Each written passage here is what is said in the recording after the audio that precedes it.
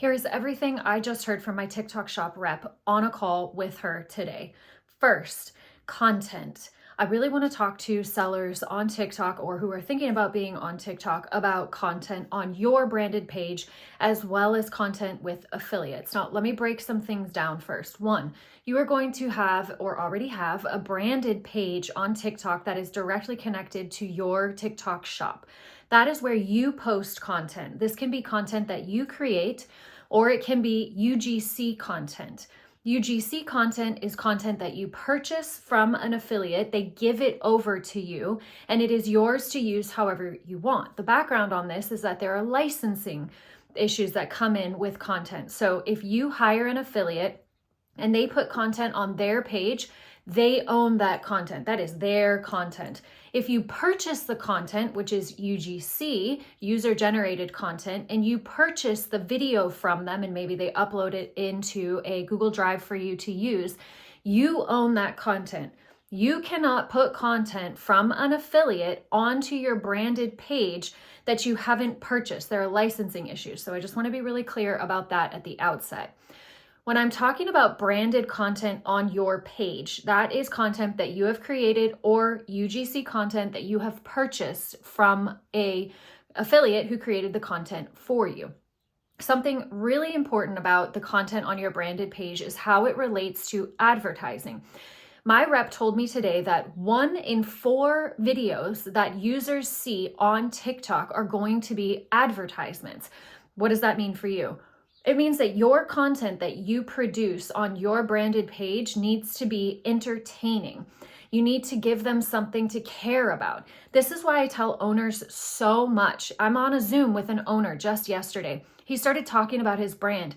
He was so passionate about it. You, as the owner of your brand, are the best person to talk about your brand. I know that there is a lot to get over when it comes to visibility. I have that issue myself. I'm terrified to post this video.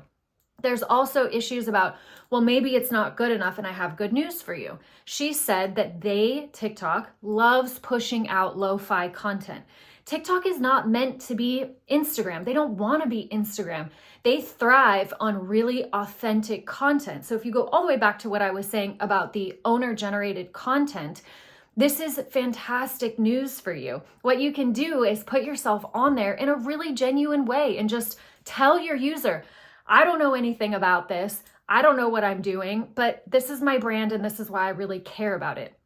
She also said that watching trends and using sounds from their commercially licensed content are really important. TikTok is all about trends, and people often think that they need to make unique content. No, trends are literally people just copying each other. That's what a trend is.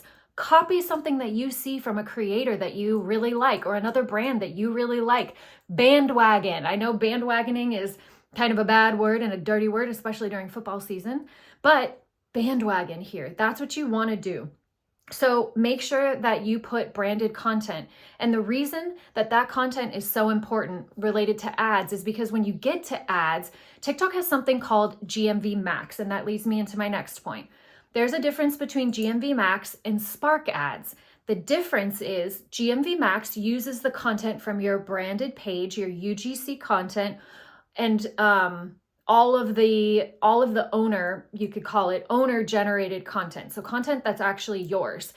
Spark ads get run against affiliates. So videos that they put on their account, which you are not licensed to use on your account, you can put Spark ad dollars behind that.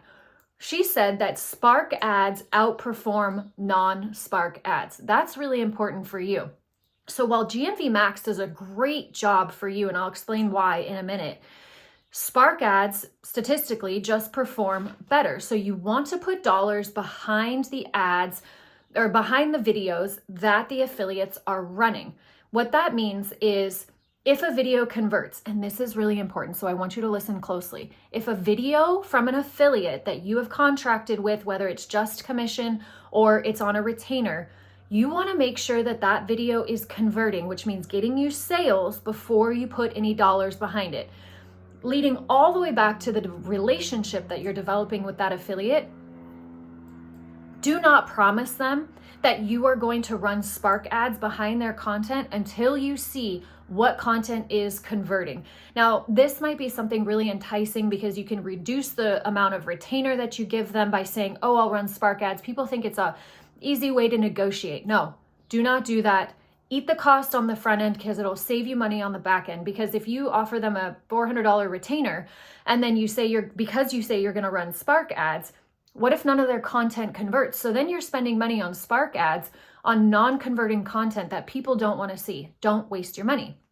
GMV Max, the reason that this is so important for your branded page is because in order to run GMV Max, which is within TikTok's advertising platform, and honestly, I've been in marketing and PR for over 15 years, and I was shocked the other day when I went into Meta ads, and it has gotten no less complicated or convoluted than it was back when I started doing it in 2010, 2012, 2015. Like, I don't know what Meta's doing, but TikTok actually does such a better job of taking the content that you have on your branded page and pushing it out and seeing where it's going to convert and then pushing those ads more. I can say this as an expert that they do a really good job of this. And that's not promoting TikTok or anything because there's lots of other stuff on TikTok that I really don't love, like their operating system sucks.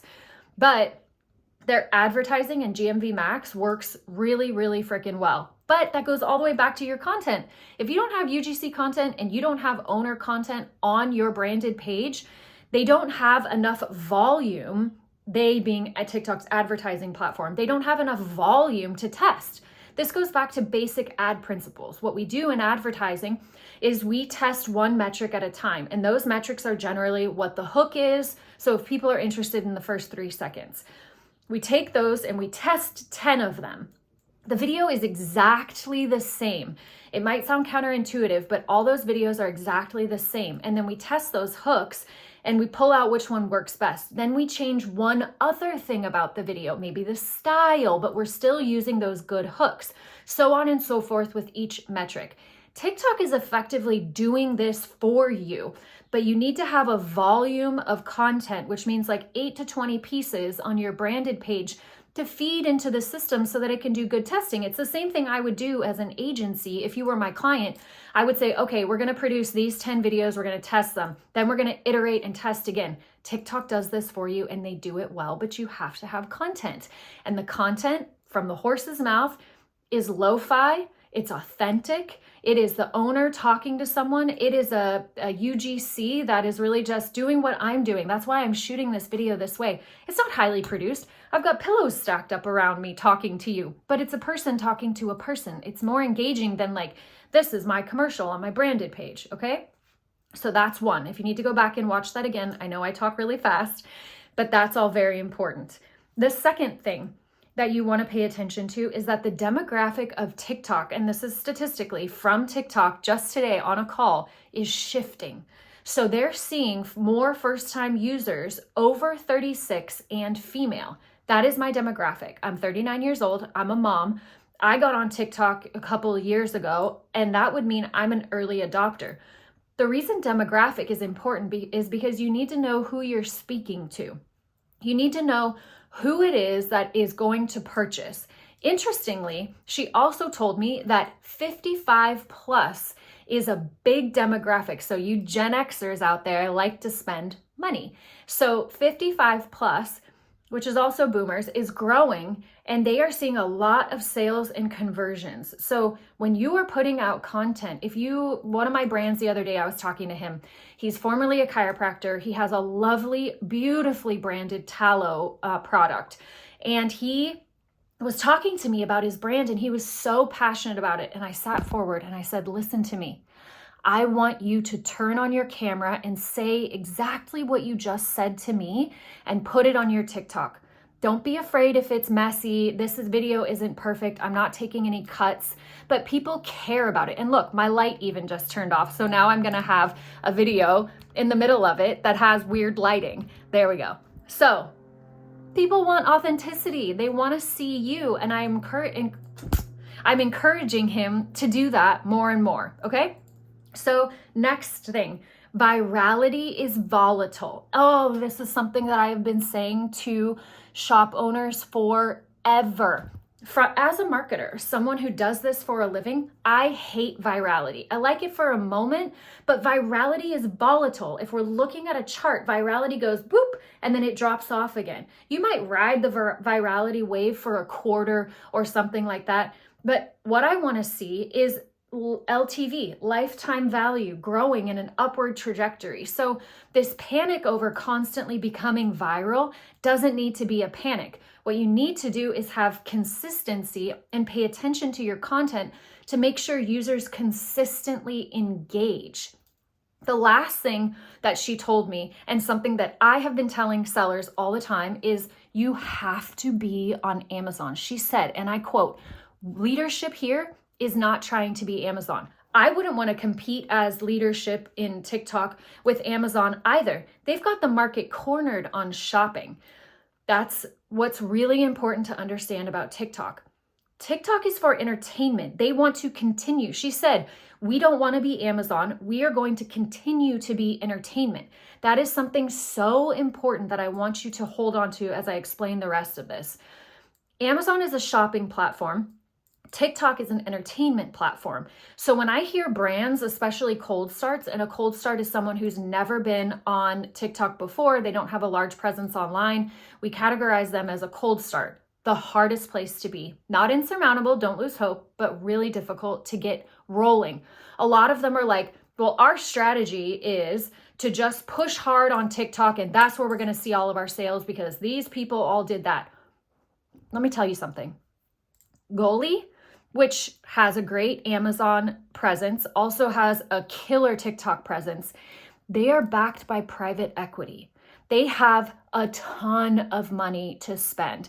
Many of these brands that you see in the last probably year and a half, so maybe this strategy of TikTok only worked like 2003, it's not the case anymore. It's just not.